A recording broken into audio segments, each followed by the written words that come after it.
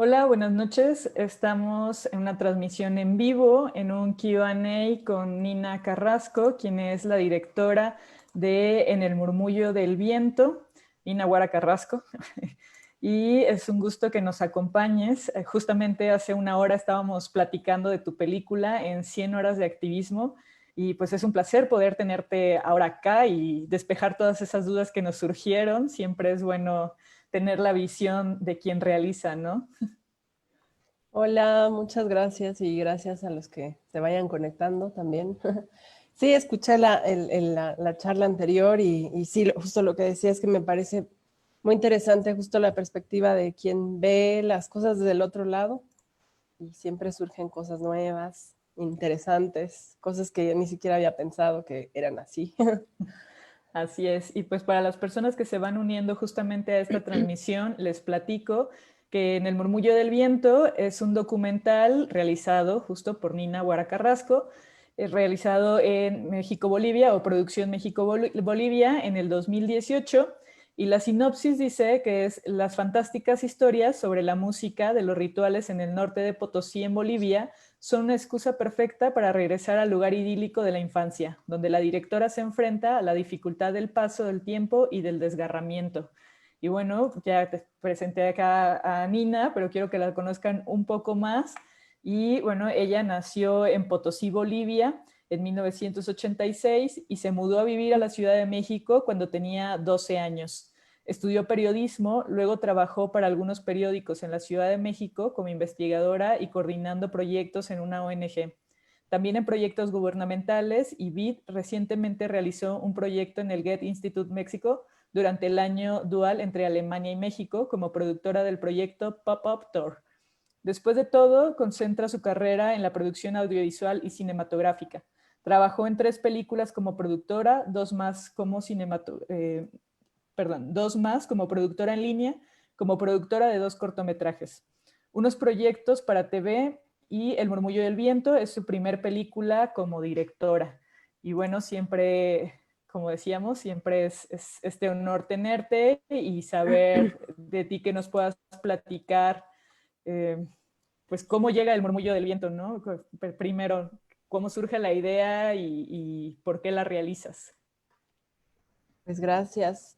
Esta película o sea, fue cambiando muchas veces. De hecho, inició como con la idea de retratar básicamente la música de este ritual que es el Tinku, que es un ritual de fertilidad. Es un ritual que se practica desde hace siglos, post-conquista, me parece. Híjole, mi ignorancia de épocas es mucha, pero bueno, se practica hace miles de años y el fin de este ritual es que la sangre que derraman en la pelea sea como una ofrenda para la tierra, ¿no?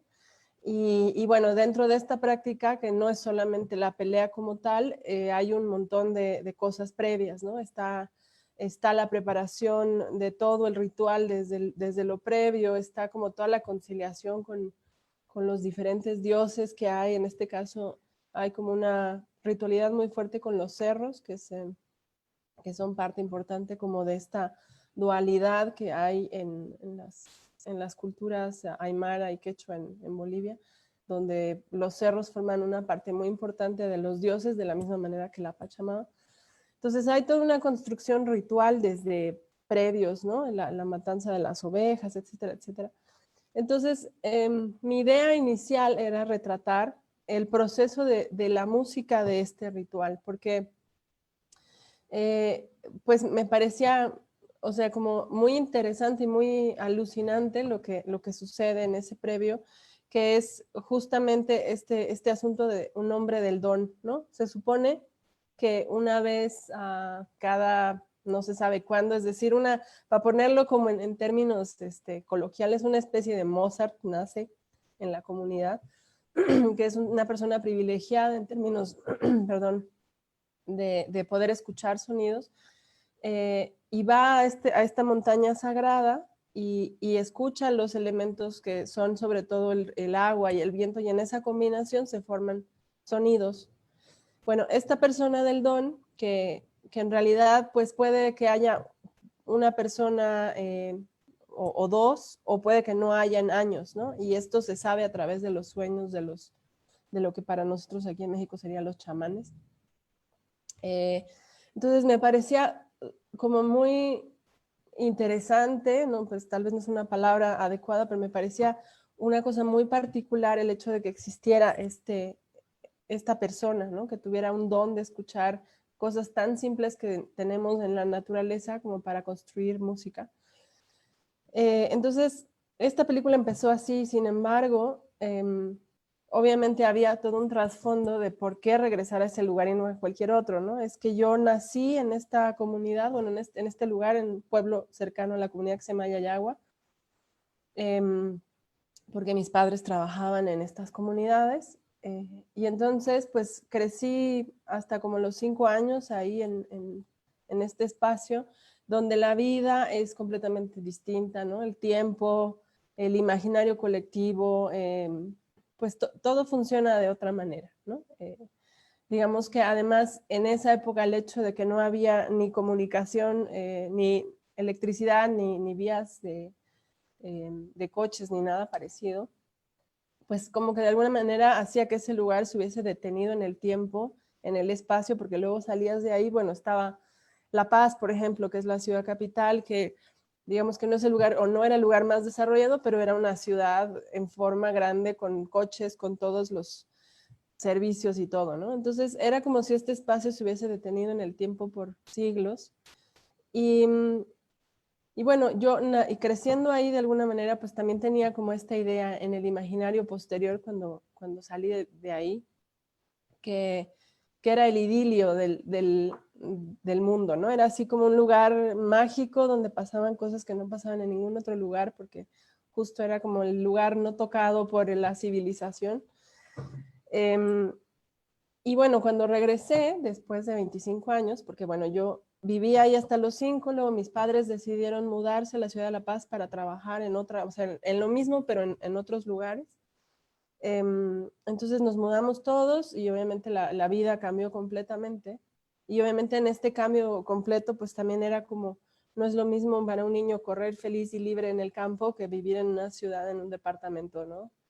Entonces, pues de ahí en adelante, bueno, yo viví ya en La Paz y después a los 2 años me mudé a México con mis padres por cuestiones personales y políticas al final.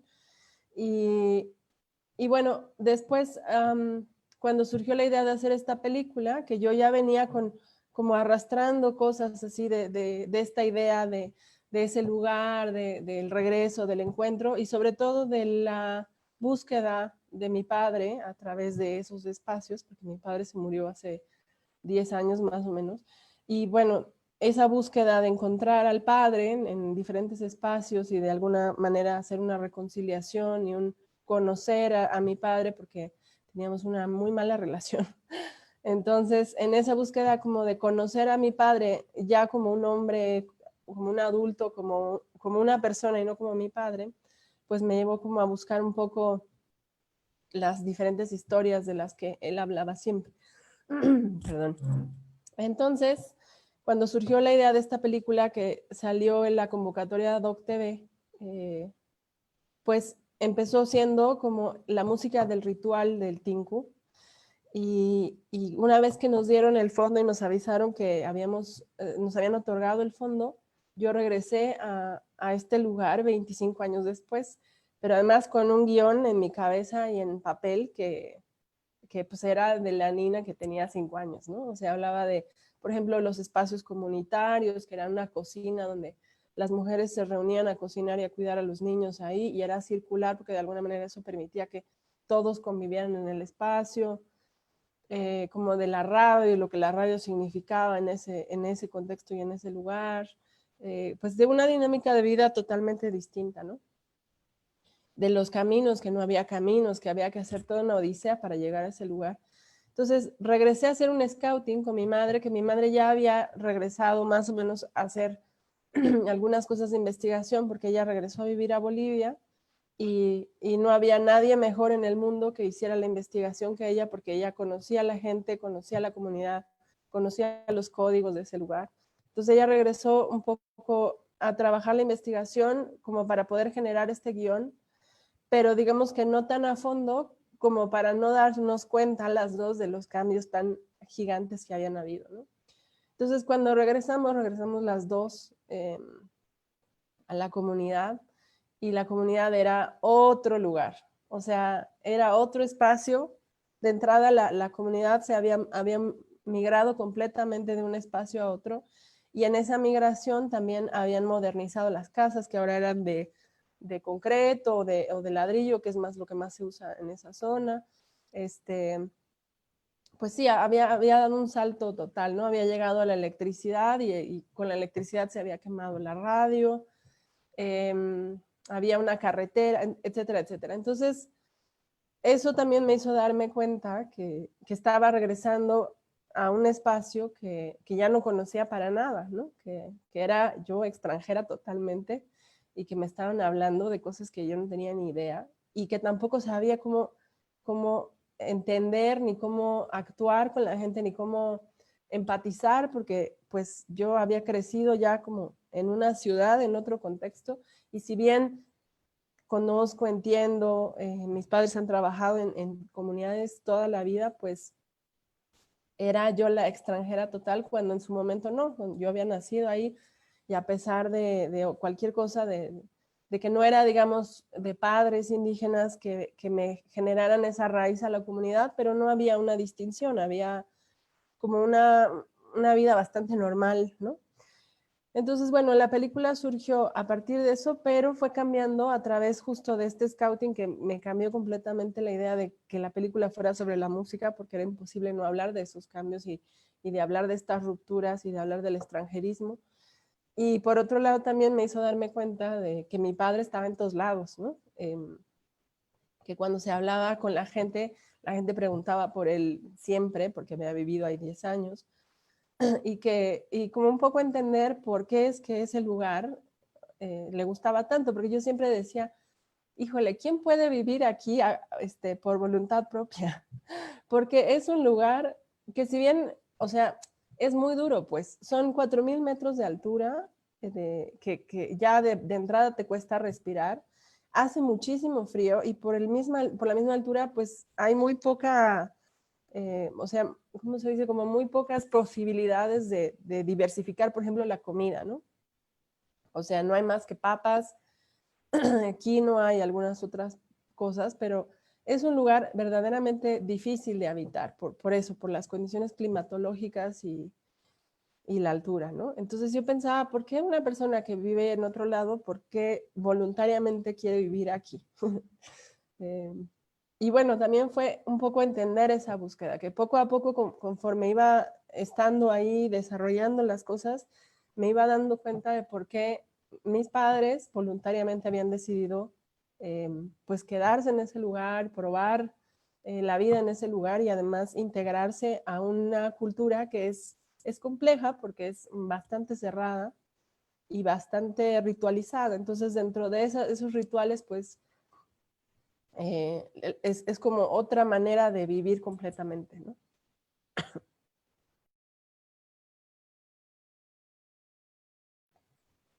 Sí. Sí, claro.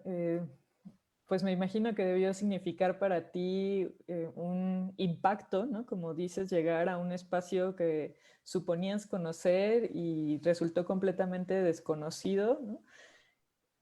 Y eso, ¿no? Ser extranjera en tu propia tierra, eso lo platicábamos hace un rato, cómo había sido ese proceso para ti, ¿no? En este nuevo encuentro con el lugar, y justo cómo habías ido decidiendo qué incluir en la película o no. Sí, sí, justamente el qué incluir fue muy complejo, porque al principio o sea, hay otro pueblo donde está la radio, que mi idea era trabajar con dos personas ahí que habían sido claves como en la vida de mis padres, ¿no? Bueno, sobre todo una. Em, pero mientras más yo me esforzaba por entender, o más que entender, sino como buscar los elementos para explicar este asunto ritual, menos fluían. cada vez era más difícil o era muy técnico. Tampoco quería recurrir como a la entrevista formal donde se sienta una persona y tengo un plano medio y me cuenta qué es el Tinku, ¿no? Porque en principio pues la idea era explicar eso, qué es el Tinku y cómo funciona y cuál es todo el previo. Pero después se fueron dando las cosas de una manera bastante fluida porque en principio fuimos en octubre, que es la temporada seca, es la temporada donde la gente siembra y es donde se hace el Tinku, se hace en octubre. Entonces, bueno, durante la parte de scouting que habíamos ido, uno de los impactos grandes y que fue también cambiando las cosas, ¿no? El cómo mirar las cosas, o sea, no mirar las cosas desde los años 80, sino mirar las cosas como están sucediendo y además aceptar que las culturas cambian, que las culturas no son una cosa rígida, inamovible, que se queda permanentemente, ¿no? Sino que todas las culturas de toda Latinoamérica mutan porque muta el mundo entero, ¿no? Es decir, o sea, por ejemplo, en el mismo pueblo hay muchos jóvenes que migran a las ciudades y si bien tienen el mismo lazo fuerte con sus comunidades y regresan, absorben muchas cosas de las ciudades. Entonces, eh, lo que sucedió es que cuando llegamos, nos dijeron, de entrada, cuando mi madre fue la primera vez, le dijeron, no, es que no va a haber Tinku. Y yo ya me moría porque pues de eso se trataba la película, ¿no? Entonces, cuando regresamos la Yaya y yo a la comunidad, nos dijeron que finalmente sí iban a hacer el Tinku porque había habido una sequía muy fuerte, pero el hecho de que regresaran a hacer el Tinku también era casi que una cosa ahí medio mística, porque también dentro de esos cambios culturales está la evangelización, que es inevitable, ¿no?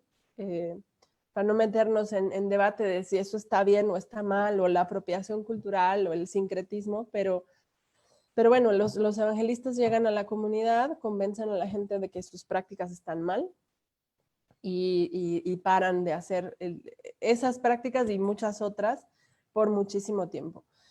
Incluido, por ejemplo, el hombre del don, que es un señor que todavía está vivo, que pues no ha habido otro hombre del don en quién sabe cuántos años más que él, que ya no practica porque le dijeron que todo eso que había hecho él antes era un pecado mortal y iba a irse al infierno. Entonces él ya dejó de practicar su don, ¿no?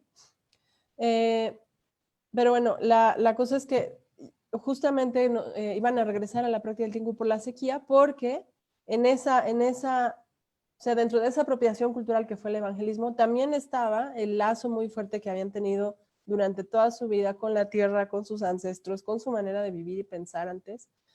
Y tuvieron que juntar ambas prácticas porque la sequía no les estaba permitiendo sobrevivir, ¿no? Nos contaban que los años anteriores habían tenido que vender ovejas, sacrificarlas porque no tenían que darles ni de comer ni de tomar, que pues la cosa sí había estado bastante difícil y como son comunidades que no tienen como el beneficio, digamos, de los gobiernos y no les ponen mucha atención, no hay como un sistema de sobrevivencia que no sea por lo natural, ¿no? Porque incluso con los cambios gubernamentales y todo, lo más que hay ahora son caminos de electricidad, entre otras cosas, pero todas esas cosas de sobrevivencia a lo más normal que es una sequía, pues no habían. Entonces, la gente tuvo que regresar a esa práctica porque estaban espantados, porque era como una señal de que la madre tierra estaba enfurecidísima porque no le habían hecho caso durante mucho tiempo. Entonces, esos elementos tampoco fueron, o sea, no, había que incluirlos, pues, ¿no? O sea, el hablar de ese cambio cultural, o sea, la apropiación incluso de esto de los jóvenes, porque ahí en el Tinku, pues ahora se ve, por ejemplo, los chavos con sus pelos de colores o los trajes totalmente modificados, ¿no? De telas y cosas que se traen de otros lugares. Habían unos chavos que a mí me parecían alucinantes, que estaban todos vestidos de motociclista. Entonces, al final yo quería incluir todo, o sea, quería hablar con la gente que me explicara cómo había cambiado, quería hablar de la comunidad y cómo había bajado del pueblo, donde vivían antes para vivir después. demasiadas cosas que no sabía, o sea, que no podían caber en una película de 1 hora, ¿no? O sea, era un documental de 50 horas. Pero al final, y yo lo que siempre creo es que pues el cine es una práctica colectiva, ¿no? Entonces, en esta locura de quiero todo, grabemos todo, hagamos todo y después vemos, pues intervino gente que me dijo, a ver, espérate, hay que estructurar, no se puede tratar de todo, a ver, piensa bien. Y, y bueno, ahí fuimos viendo cuáles eran los temas importantes, ¿no? O sea, todos eran temas importantes, pero finalmente habían cosas por las que estábamos ahí. Y entre esas cosas por las que estábamos ahí, pues es mi historia personal del regreso, por esto que les cuento del shock inicial del cambio, se convirtió en una despedida con mi padre, de alguna manera, como una especie de carta despedida, reconciliación. Y la historia de esta comunidad a partir de la fiesta, ¿no? La historia de la música de este pueblo a partir de la fiesta que es el ritual del Tinku, que después se incluyó, por ejemplo, el ritual de la Uruni, que es el ritual final, porque se dio, o sea, porque al final yo creo que el documental es casi una gracia ritual igual que todo lo que hacemos, porque eh, pues se fueron dando las cosas muy fluidamente, ¿no? Cuando cuando terminamos la primera etapa en octubre, nos dimos cuenta que pues no había suficiente historia para contar todo eso y se decidió regresar el siguiente año, pero justamente en la época de carnaval, que es cuando se supone que se ven los resultados del Tinku, pero además suceden otras cosas y además, pues atmosféricamente y todo es muy distinto, ¿no? Y justamente el personaje con el que habíamos estado trabajando, que es Teodoro, le habló a mi madre como a final de año y le dijo, necesito su ayuda porque tengo que hacer este ritual, pero no tengo dinero. Y entonces cuando mi madre le dijo, ¿vas a hacer el ritual? Sí. ¿Podemos grabar? Sí. Pues fue así como casi que, ¿no? La diosa del documental estaba de nuestro lado. Y bueno, grabar ese ritual también fue pues de lo más espectacular que he visto porque además es un ritual que nunca se había grabado. Es como un ritual extremadamente privado. Y por otro lado, pues es algo que yo nunca había visto, ¿no? O sea, sí, claro, siempre en todos lados, en México, incluso en las ciudades, hay como una especie de trabajo con la muerte o de algún ritual que permita cierres y cosas así. Pero este ritual particularmente es una posesión al final, ¿no? Es que el muerto se posesiona del cuerpo de alguien y se despide y hace su última fiesta y sobre todo para los vivos, ¿no? Es como darles el chance de después de un año además, de haberles llorado y después de todo poder reconciliarse justamente. Entonces, bueno, como que de alguna manera se fueron incluyendo las cosas casi que solas, ¿no? Como que se fueron dando cosas que fueron sucediendo durante el rodaje que después ya en el montaje, o sea, eran obligatorio ponerlas. Sí, justo teníamos esa duda, ¿no? Que qué cosas se te habían quedado fuera que te hubiera gustado incluir, ¿no? O sea, justo en la mesa donde uno tiene que decidir eso, ¿no? No puede ser un documental de 50 horas, ¿no? Y si hubo algo que pues tú habías grabado con esta intención, sí de que estuviera y quedó fuera y es algo que nos hubiera permitido conocer quizá algo más de la comunidad. Sí, creo que al final, bueno, puedo decir que como esta es mi primera película, o sea, como directora, porque he trabajado en muchas películas antes, ficción, documental, otras cosas, pero creo que es bien difícil tomar decisiones al final, ¿no? Entonces, como, como que también pequé de novata cuando hicimos esta película, porque dejé fuera cosas que tal vez justamente ahora que lo pienso, ahora que la vuelvo a ver y tal, digo, bueno, es que si hubiéramos contado esto de otra manera o si yo hubiera hablado con este personaje para que me explique esto de cierta manera, a lo mejor no lo hubiera tenido que yo contar en subtítulos, ¿no? por ejemplo, o sea, como que hay muchas comunidades, es algo que no se contó como tan linealmente, que a lo mejor como entender la cronología de la fiesta ayudaría un poco para concebir el ritual de otra manera, ¿no? No tanto como un acto salvaje de pelea, sino como lo que es para la gente un encuentro, ¿no? Porque a nadie lo obligan a pelear, al final la gente decide ahí tomarse unos tragos y pelearse por gusto al final, es un encuentro, eso es lo que dicen todos, ¿no? Entonces creo que de alguna manera haber omitido algunas cosas como sobre todo el darle más voz a la propia comunidad, ¿no? Dentro de, o sea, voz literal, de que la gente misma explique las cosas desde cómo me lo explicaron a mí, que de alguna manera yo dije, bueno, a lo mejor no se entiende tan claramente, pero probablemente sí, probablemente estaba hablando por ellos y que a lo mejor si ellos mismos hubieran explicado eso, hubiera sido más fácil entender justo eso, ¿no? Que los rituales, pues sí son parte de otra cosmovisión, pero que tampoco es que los podemos catalogar de cierta manera, ¿no? Como si son salvajes o no son salvajes, si están bien o están mal. Eh, bueno, también creo que todo lo que grabamos en la comunidad, en la primera comunidad, que es donde más viví yo, pues no se incluyó del todo, porque al final era muy complicado explicarle al espectador que eran dos espacios, que cómo se conviven entre comunidades, explicarles ¿no? el antes y el después. O sea, esa parte, la construcción de esa parte fue muy complicada, ¿no? Y además como que había un cúmulo de emociones también, porque de pronto el día que fuimos a la radio, que de entrada fuimos a la radio porque yo quería ver la radio, pero no había una idea de incluir ese tema en la película porque era muy complicado explicarlo. Y finalmente cuando llegamos a la radio, pues como estaba todo de ruido y habían tantas cosas y tantos recuerdos ahí, al final grabamos ahí, pero claro, era como un tema de qué poner y qué no, qué es que yo lo quiero poner porque le tengo un aprecio emocional a esa imagen o qué cosa sí está contando lo que quiero contar, ¿no?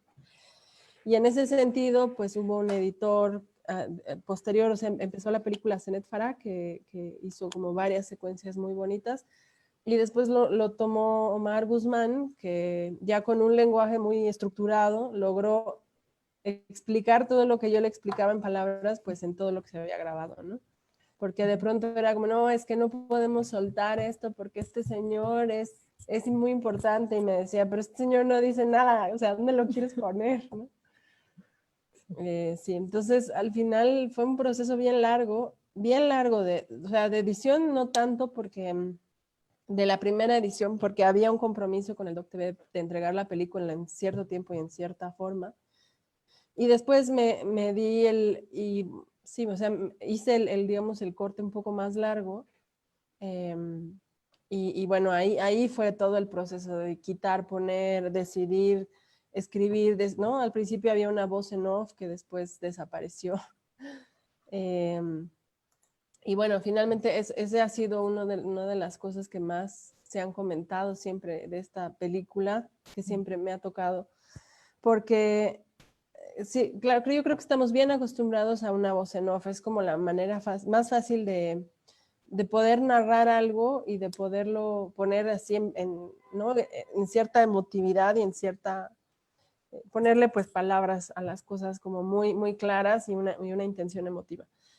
Pero resulta que cada vez que yo escuchaba mi voz en la película, de alguna manera sentía que estaba invadiendo todo, o sea, le estaba diciendo al espectador cómo se tenía que sentir, porque además, pues, habían momentos más emotivos que otros para mí misma. Entonces, me daba la impresión de que le estaba diciendo cómo se tenía que sentir, cómo tenía que leer eso, o sea, cómo tenía que interpretarlo. Y por otro lado, le estaba quitando todo lo que habíamos construido, que era la atmósfera del espacio, ¿no? Porque lo que yo más estaba buscando era que la gente pudiera llegar a ese lugar a través de esta película, o sea, pudiera sentir ese viento de esas montañas que son apabullantes, ¿no? Porque es una cadena de montañas impresionante, ese viento que corre así día y noche y lo escuchas en tus orejas todo el tiempo. No sé, como todas esas cosas que hacen que el espectador pueda estar en un espacio, ¿no? En un lugar. Y que además el diseñador sonoro había construido con una meticulosidad, pero increíble, ¿no? Entonces, como que también esa decisión de quitar la voz en off y poner subtítulos fue justamente porque yo quería que la gente estuviera allá adentro, en la película, en el lugar, que pudiera estar en esa montaña en ese momento, y no tener que escucharme a mí todo el tiempo contándole cómo es, qué es, cómo se hace, ¿no? Sino que pues puedan interpretarlo como quieran, ¿no? Y sin embargo, era difícil no decir nada, porque si no, ¿cómo le cuentas al espectador de qué se trata la película, ¿no? Y qué está pasando y cómo te sientes, o sea, porque al final es una película personal. Entonces, Anaís Huerta, estuve en un taller con ella y después se volvió como mi asesora de todo. Y ella primero me mostró una película, que es La Casa de los Lúpulos, donde me pareció un recurso súper interesante de justamente no tener una voz, no tener a nadie que te esté contando nada, sino que tú seas tu propio narrador, pero además que esas imágenes te van llevando por lo emotivo, por sí mismas, con el sonido, y que la emotividad ya la pone uno en la intención en cómo lee las cosas, ¿no? Y por otro lado, pues ella también, o sea, Oriana Jiménez hizo el guión y la estructura desde un inicio, y luego con Anaís fui puliendo como el texto, porque me costaba un montón como clavarme ahí, decir, bueno, voy a abrir las heridas y todo y vamos a ver qué hay aquí, ¿no? Porque al final era eso, o sea, era como, pues, decir, o sea, es una carta de despedida, pues sí, me costó, me costó bastante. Entonces, como que hubo mucha gente en este proceso pues, que hizo un montón de trabajo conmigo, que tuvo mucha paciencia. Sobre todo paciencia, porque por ejemplo, Homie, que es el diseñador, era así como, bueno, es que sabes que ya no va a haber voz, entonces, ¿te parece si le quitamos la voz? Y el otro ya después de haber grabado todo el audio me quería medio matar, pero con toda la paciencia me decía, bueno, vamos a probar, ¿no? Eh, Omar igual, que se pasó horas ahí como quitando, poniendo, y si este no, y si este sí, ¿no? Y bueno, y toda la gente, el productor, Oriana, todo el mundo hizo muchísimo trabajo y eso tuvo mucha paciencia para que este proyecto se hiciera de esa manera y pudiera haber el chance de experimentar algo que al final eso, ¿no? Es una historia que pues cuesta trabajo porque es tocarse uno mismo y eso siempre es difícil. Sí, ya lo creo. De hecho, justo eso comentábamos hace un rato, ¿no? Partiendo de que es un documental sumamente personal, eh, pero al mismo tiempo colectivo, ¿no? Como lo decías al principio, nos permite esa conexión entre una situación particular a una emoción universal, ¿no? Que nos permite conectar a toda persona expectante y introducirnos justamente entre esas montañas que como dices, pues es un paisaje que te envuelve, ¿no? Y sí, la decisión de no utilizar la voz en off fue bastante sorprendente, creo que no es muy común justamente en los documentales y sobre todo los superpersonales, en las que es muy la voz autoral guiando todo el tiempo a la persona expectante, ¿no? De siente lo que estoy sintiendo, mira y escucha lo que estoy viendo y escuchando, ¿no? Entonces sí, de hecho la primera vez que la puse para verla, me sorprendió porque estaba como que siempre pues la pongo y escucho la voz, ¿no? Y ya volteo rápido y no escuchaba la voz y de pronto volteo y veo texto y yo, mi sonido no funciona, ¿no? O sea, como que no está arrancando bien la película y la adelantaba ya sí, pero espera, pero escucho el viento, ¿no? O sea, hay un sonido aquí, espera, entonces es una voz en off, muy en off, ¿no? O sea, solo es en un subtítulo y fue muy sorprendente como pues con eso basta, ¿no? No, pues te va guiando justo sin esa presencia extra de meterte en ese sentimiento, sino que la misma película te lo da, ¿no? O sea, el mismo ambiente te lo da. Y eso es muy, muy interesante de tu proyecto, ¿no? Muchas Gracias. gracias por esa decisión que seguro te debió haber costado un tiempo. Sí, sí, sí, costó. Y sí, me ha pasado que me escriben y me dicen, oye, ¿está bien el sonido? Y yo, creo que te equivocaste o te faltó un archivo. Y yo, no, es que es así.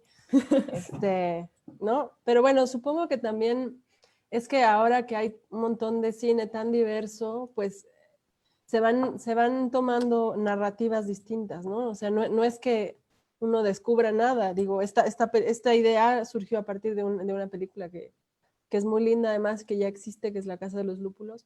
O sea, la idea de hacer la voz así, subtitulada. Eh, pero yo creo que hay tal cantidad de recursos visuales y sonoros que todavía podemos explorar, que justamente, o sea, de inicio siempre nos choca un poco lo que es distinto, ¿no? En general.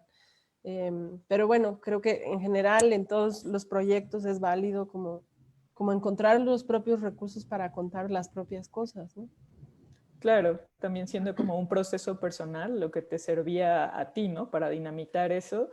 Y pues que no le resta, ¿no? Es un documental sumamente sonoro, por eso está en disonancias acá en el MIC. Sí. Entonces es muy sonoro y es muy lindo que tenga ese espacio justamente las composiciones de la comunidad, ¿no? Que es lo que nos está presentando.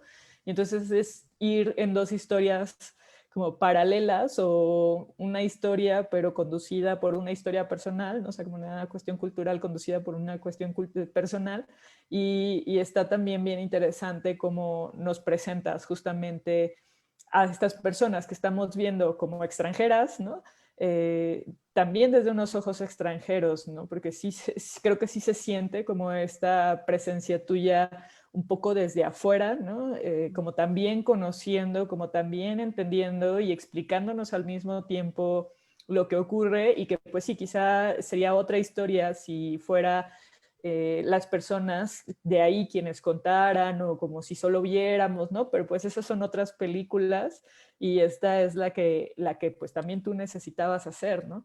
Entonces, algo que también me pareció como muy interesante cuestionar era justo si era una historia tan personal, si estabas tan presente o se te sentía tan presente, ¿por qué decidiste nunca aparecer?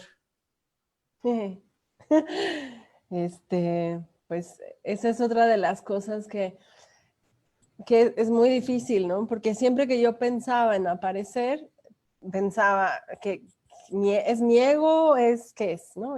¿Por qué tendría que yo verme ahí, ponerme enfrente de la pantalla? No sé, como que había demasiado ruido en mi cabeza pensando en yo ponerme ahí. Y al final las imágenes donde yo aparezco fue porque el fotógrafo decidió, Sergio, así yo estaba ahí en mi alucine mirando cassettes y él me grabó.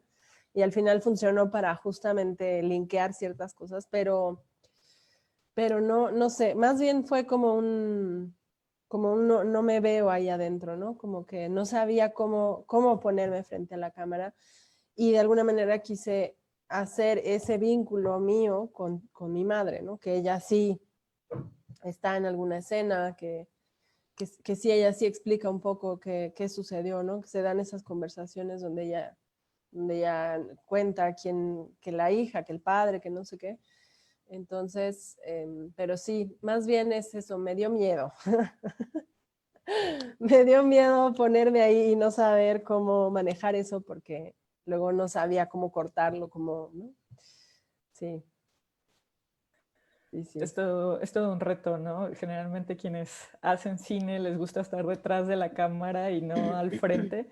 Bueno, no todos, no en todos los casos, pero suele pasar, ¿no? Que implica un reto, ¿no? Extra. Además, si ya estás poniéndote emocionalmente tanto ahí, como además aparecer físicamente es complicado. Sí, complicado. Sí, sí, hay buenas, o sea, por ejemplo, Luna Maral lo hace con Tío Jim, y lo hace muy bien, ¿no? No se siente, bueno, además de eso, habla de su padre y habla del proceso familiar. Pero sí, en este caso yo no sabía cómo montar eso en función de estar ahí, de verme, ¿no? Si de por sí la voz en off ya fue complicada, pues sí. Sí, lo creo. Y siendo este un documental tan personal, justamente, ¿no? Que va de tu viaje, ¿sientes que también es un documental político? Híjole, pues es bien complicado, sobre todo, o sea, digamos que yo le quise quitar lo político, que es muy difícil en Bolivia, es de los países más politizados que conozco. Eh, y de alguna manera creo que de alguna manera se logra como no entrar en el tema tan de lleno, porque por otro lado me parecía bien difícil tocar ese tema sin ahondarlo, ¿no? Que un poco es lo que sucede con la información sesgada, ¿no? Que da, o sea, Bolivia es, creo, un país muy complejo, muy complejo, y la situación política es muy compleja, o sea, no se puede leer, creo yo, ese país y esa situación actual blanco y negro, no se puede leer como el héroe, por ejemplo, Evo Morales el héroe, o Evo Morales ¿cómo se dice? La peor cosa que le ha pasado, ¿no? Eh, es un país que ha pasado por 54 dictaduras, es un país con un 54% o 56% de población indígena, donde nunca la población indígena había sido reconocida como parte de la población, siendo la mayoría. O sea, como parte de la población me refiero como, pues, como dentro de los derechos, dentro de la constitución como tal. O sea, no hay una constitución donde ellos fueran parte de un país, sino que eran un apartado, como lo mismo que sucede aquí, ¿no?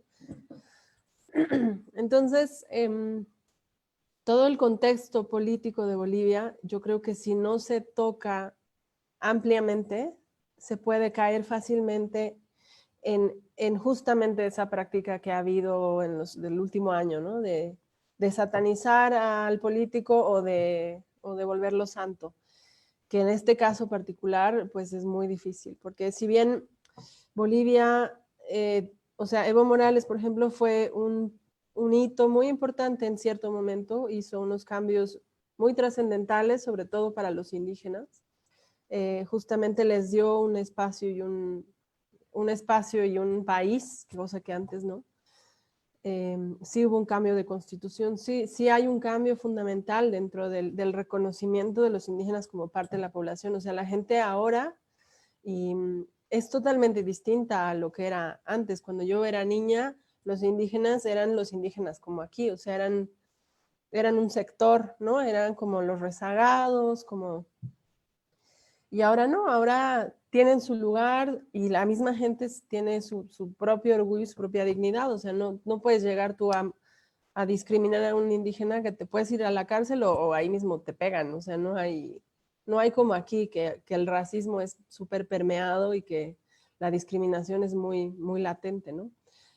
Entonces, por ejemplo, se puede hablar de un antes y un después de lo indígena en Bolivia con Evo, sí.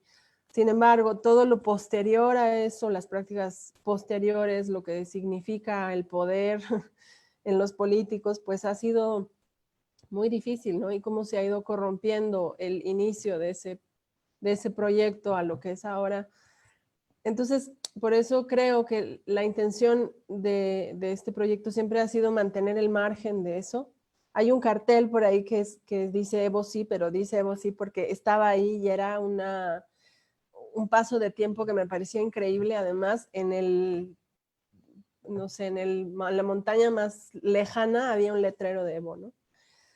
Pero justamente creo que esa es una película entera, o sea, hablar de la política boliviana es una película entera que hay que darle, pues eso, todos los matices y todos los contextos, porque si no, justamente se corre el riesgo de ser, eh, no sé cómo sea la palabra, pero pues sí, de segmentar las cosas de una manera muy básica, ¿no? Sí. Claro, claro, sí. O sea, no solo partiendo como desde justo ese sentido de la política, sino que también me parecía que tenía como un statement hacia justo los derechos de las personas, ¿no? De estas comunidades, de justo las situaciones marginadas que han estado viviendo, como con esta cuestión de la globalización y que no tienen acceso tan sencillo a algunos recursos, ¿no? Y que siguen viviendo como estas consecuencias planetarias, ecológicas, aunque no estén justamente tan en contacto, ¿no? Entonces, que sí, para mí sí tenía además como esta visión pues de decirle a la persona expectante de, pues son estas otras realidades, ¿no? Y también hay un activismo respecto a ello, ¿no? Mm. Y ese tema también es bien complejo, ¿no? Porque si bien la película toca el tema, bueno, no por decirle ecológico, pero el tema ambiental más bien, porque es inevitable, porque justo se habla del cambio que ha habido el antes, el después, las sequías de ese lugar, etcétera. Ujú. Pero igual, ese es un tema que da para una película entera, ¿no? Claro. Ha ido cambiando también un montón. El hecho de que haya caminos y luz y todo eso ha cambiado la dinámica alimenticia de la gente, por ejemplo. Por un lado bien, por otro lado mal, porque antes no había basura, ahora hay toneladas de basura.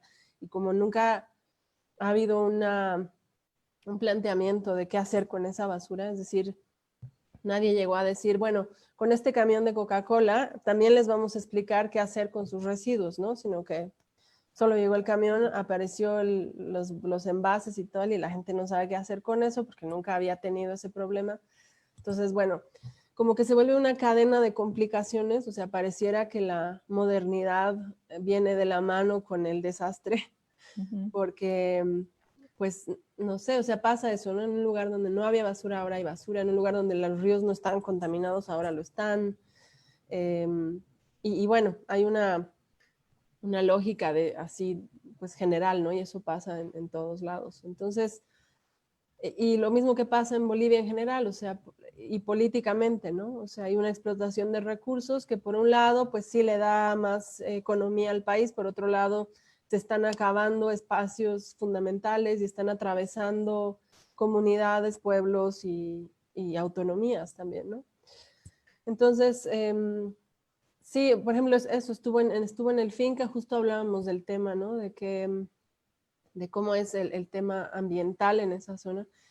Y es también muy complejo todo lo que sucede, no solamente en el norte de Potosí, sino todo lo que está sucediendo en el oriente del país, bueno, hubo un proyecto gigante de atravesar unas comunidades, una carretera en unas comunidades, que eso ya lo hemos escuchado muchas veces. Entonces, cómo esta modernidad justamente va cambiando, va transformando, a veces para bien, a veces para destruir los espacios, no solamente ecológicos, sino culturales también, ¿no? Sí, sí, completamente. Y tengo la duda, ¿pudiste presentar este material en la comunidad? ¿Fuiste a hacer Sí, alguna proyección allá? ¿Cuál fue la respuesta ante ver su representación? eso fue un proceso súper bonito. La verdad es que, o sea, terminamos la película y el compromiso que yo tenía desde el principio era devolver la película, ¿no? Porque fue como una de las condiciones de dejarme grabar hasta lo que se supone que no debería grabar. Eh, entonces, el 2000, ¿qué fue? 19, 18, 19, 18. Terminada la primera versión de la película, yo fui, porque, bueno, mi madre todavía vivía en Bolivia, fui con mi hermana y fuimos a la comunidad con Gonzalo, que es el sonidista de la película, que hizo ese trabajo tan lindo de sonido que ustedes escuchan, hizo él. Em, y bueno, regresamos a presentarla y entonces fue como una cosa, de entrada como era, o sea, yo tenía ganas de grabar, no tenía una cámara ahí, pero de entrada estaba la iglesia, que es un espacio bien bizarro porque no es que la gente va cada domingo, nada, es un espacio que ahí está, ¿no? Em, y bueno, abrieron las puertas de la iglesia, arrumbaron a todos los santos en un rincón, a todos los santos en un rincón, pintaron la pared de blanco y pusieron sillas y hicieron su sala de cine ahí, ¿no? Entonces nosotros llevamos un proyector y unas bocinas, muy buenas bocinas, y pusimos la película. Y la autoridad del pueblo llamó a la gente a través de las bocinas públicas, ¿no? Que todavía en esos pueblos se da, que anuncian todo a través de unas bocinas que las escucha todo el pueblo. Ujú. Entonces anunciaron la película como la película del pueblo. O sea, además que eso me parece increíble, como la apropiación del material, ¿no? Como nuestra película, vengan a ver nuestra película, ¿no? Entonces, pues llegó todo el pueblo, o sea, no cabía la gente en la iglesia, había gente en las ventanas afuera. Y fue pues bien interesante también porque la gente obviamente no estaba interesada en la historia mía, ¿no? Sino en la historia suya. Entonces, todas las partes donde está el sacrificio, el tinku, o sea, se reían, se sorprendían, o sea, habían muchas reacciones de eso, de risa, ¿no? Nuestro personaje Teodoro lloraba un montón porque estaba súper conmovido de verse así, de verse con el tema de su madre, de ver a mi padre, porque cuando pues había una relación cercana, ¿no? De hecho, cuando nosotros llegamos, Teodoro fue súper cálido con nosotros, a mi mamá, o sea, estaba emocionadísimo de verla, como, pues sí, como una relación muy, muy cercana que se separó por muchos años, ¿no? Entonces, pues fue muy buena o sea, hubo muy buena aceptación. Obviamente hubo quien no estuvo de acuerdo con algunas cosas, que eso pasa siempre. Habían unos señores que decían, es que no estamos de acuerdo que no se muestre todo el camino de nuestro pueblo, porque eso es como que no están explicando, y yo les explicaba que es que si yo hacía todo eso iba a ser una película de 5 horas y no se podía, pero no, era como, no, queremos ver el camino. Bueno, al final se acabó dándoles una versión donde había cosas más extendidas para que pues es también su material, ¿no? Pero sí, o sea, como que sobre todo era eso, como, ¿por qué no están mostrando la cruz de no sé qué? Pues es que no cabe, pero, ¿no? Porque es otra película. Pero bueno, al final, en general hubo muy buena aceptación, hubo gente que estaba muy contenta de ver su pueblo, su espacio. Te digo, Teodoro estaba muy contento, lloraba de emoción, de verse, ¿no? De ver su familia. Y al final, pues les dejé copias eso, les mandé copias al final de la película para que la mantuvieran en su acervo. Pero sí, sí, ese retorno a la comunidad fue muy, muy bonito, muy emotivo y sobre todo eso, era la primera vez que veían una película en pantalla grande, bueno, proyectada. Y sí, fue súper, súper bonito. Me parece como de las cosas más pertinentes, ¿no? Como en esta responsabilidad afectiva, de cierta manera, pues justo ellas se abren a ti, ¿no? Te muestran, te comparten y pues toca a quien está haciendo uso de eso también devolver, ¿no? Completamente. Entonces siempre es una parte importante, ¿no? Como desde la ética de quien realiza Exacto. y de la responsabilidad y pues sí, ¿no? Exacto. Que sepan qué se hizo con eso, porque luego hay cada material en el mundo que las personas justamente nunca se vieron, ¿no? O que les retratan de maneras con las que no se identifican, ¿no? Sí, totalmente. Yo creo que es una responsabilidad de quien hacemos documental que la gente vea, o sea, su material, porque al final también son partícipes de eso, ¿no? O sea, hay gente que llega, está en su espacio y en su ambiente y hace la película y bueno, es su material, pero al final cuando uno va a otro lugar, incluso, ¿no? Siendo mi pueblo, que al final yo era una total extranjera ahí, pues es una responsabilidad de todos, pues que la gente esté conforme como se está viendo también. O sea, yo sé que es bien difícil que no siempre la gente está de acuerdo con interpretaciones o con cosas, pero al final sí creo que devolver ese material, o sea, que la gente pueda verlo en una pantalla decente, es como casi que una obligación de todos los que hacemos esto y que vamos a un lugar a contar la historia de alguien más, ¿no? Exactamente, sí. Y bueno, estamos por llegar a nuestra hora de transmisión, así que si las personas que están acá escuchándonos, viéndonos, tienen alguna duda para Nina, algún comentario, este es el momento de hacerla. Y mientras tengo una última duda, justamente en este momento del ritual con la muerte, ¿no? Que dices que salió como de improviso, no estaba dentro del primer esquema, ¿no? de grabación, sino que regresan.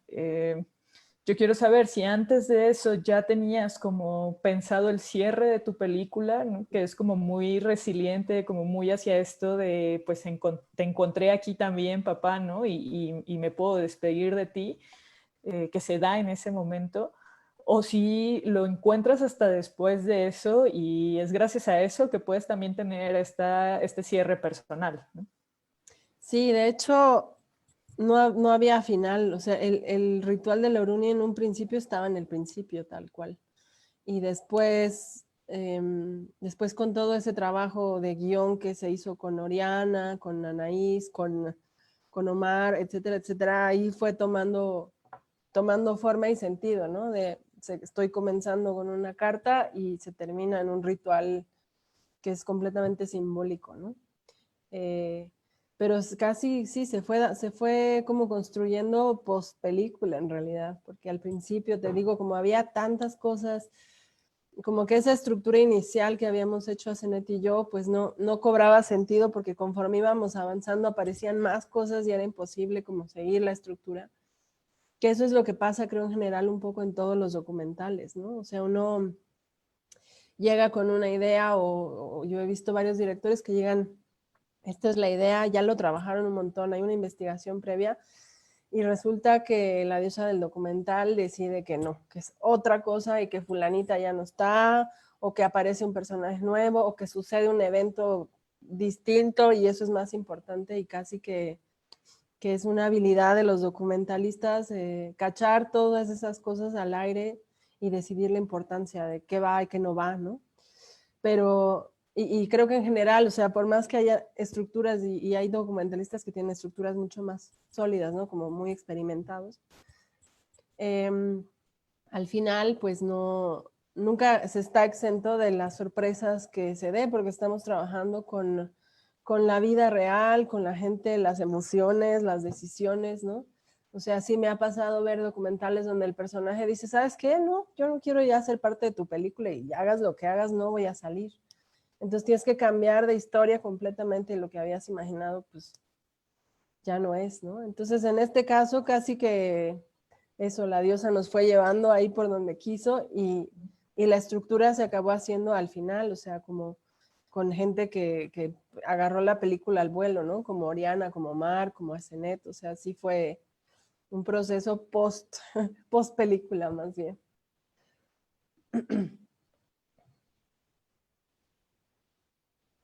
Uy, se quedó friseado, ¿verdad?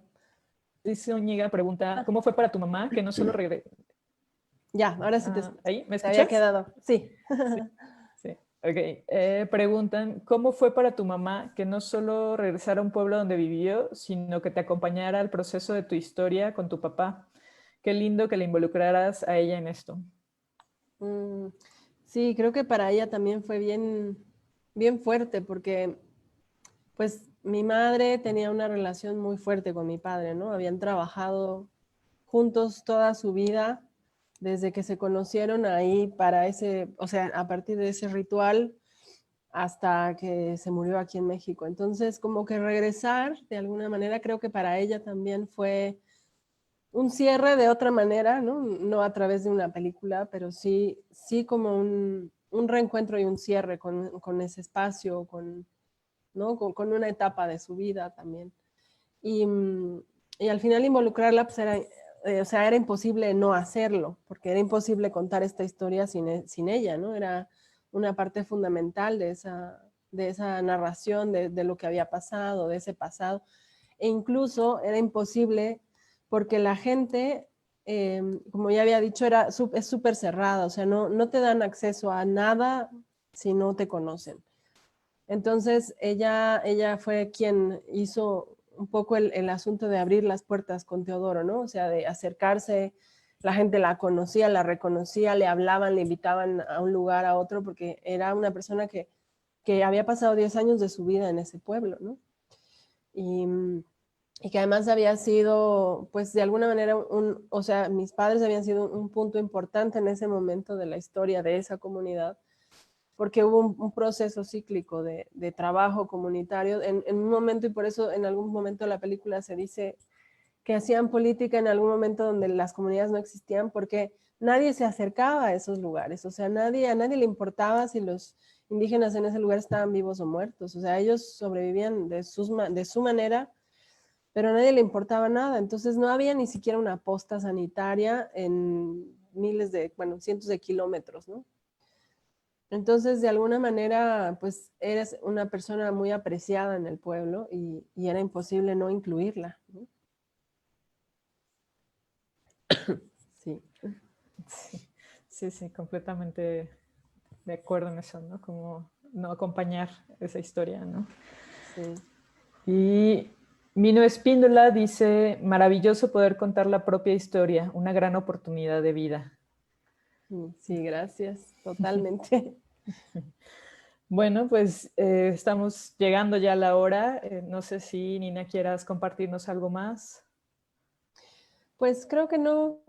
Muchas gracias por este espacio y por estas charlas y pues muchas gracias a la gente que está viendo las películas ahora, ¿no? Porque al final hacer una película es un trabajal y uno siempre quiere que la gente las vea porque pues para eso son. Entonces, gracias a los que las ven también y pues gracias al MIC por incluirnos en este programa. Ya lo creo, el esfuerzo que implica rodar y editar y preparar y distribuir, ¿no? Un material. Entonces sí, esperamos que le esté llegando a muchas personas. Justamente, pues lo decía hace rato, es la primera vez que podemos llegar a toda la República Mexicana a través de la plataforma de Filmin Latino, donde está esta película de manera gratuita. Cada 2 días cambiamos de categoría. Hoy cierra la categoría Disonancias, que es donde se encuentra este documental. Entonces tienen hasta las 23:59 para verlo. Quienes nos siguen en esta transmisión y todavía no lo ven, aquí en el enlace, está el enlace aquí en el post, para que vayan directo a verlo antes de que cambiemos. Mañana entramos a etarismo y relaciones intergeneracionales. Entonces aprovechen también toda la programación. Vamos a estar hasta el 4 de octubre en Filmin Latino. Estamos ahorita también en Cineteca Nacional de la Ciudad de México hasta el 24 de septiembre. Y pues les recuerdo que chequen toda la programación en www.micgenero.com y en nuestras redes sociales, Twitter, Instagram, Facebook, @micgenero. Ahí tenemos día a día todo lo que está ocurriendo. Entonces, tampoco se pierdan la retrospectiva Albertina Carri en la plataforma de Movies y tendremos una clase maestra con ella este jueves 24 de septiembre a las 7 de la tarde, también por Facebook Live de manera gratuita. Entonces, súper invitadas, invitados, todo el mundo a acompañarnos y seguir estas transmisiones en vivo en Facebook a las 8 de la noche con directoras, directores, equipo de filmaciones que nos platican y nos comparten toda su experiencia de propia voz, ¿no? Con sus películas, que es completamente enriquecedor, ¿no? Entonces, nuevamente, Nina, muchísimas gracias por habernos acompañado hoy. Ha sido un honor conocer Muchas más de El murmullo del viento. gracias y pues ahí todavía queda un ratito si la quieren ver. Así es, les invitamos a verla y que tengan buena noche. Buenas noches, gracias.